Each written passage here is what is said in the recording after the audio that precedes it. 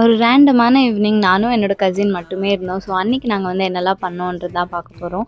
நாங்க வந்து செல்ஃபா குக் பண்ணி சாப்பிடலான்னு டிசைட் பண்ணோம். ஸோ நான் மோஸ்ட் ஃப்ரீக்வென்ட்லி எனக்கு தெரிஞ்ச ஒரே குக்கிங் வந்து நல்லா பாஸ்தா பண்ணுறது தான். ஸோ அதுக்கான வெஜிடபிள்ஸ் எல்லாமே வாங்கிட்டு வந்து செட் பண்ண பிறகு தான் எங்களுக்கு ஞாபகம் வருது நாங்கள் பாஸ்தாவே வாங்கலைன்னு. ஸோ அந்த மூமெண்ட் வந்து எங்களுக்கு மண்டை மேலே இருந்த கொண்டே வந்துட்டோமேன்ற மாதிரி தான் இருந்துச்சு.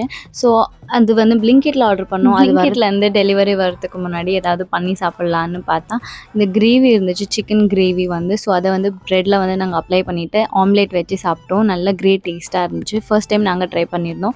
நீங்களும் டெஃபினட்டாக அதை ட்ரை பண்ணி பாருங்கள், நல்லதாக டேஸ்ட்டாக இருந்துச்சு.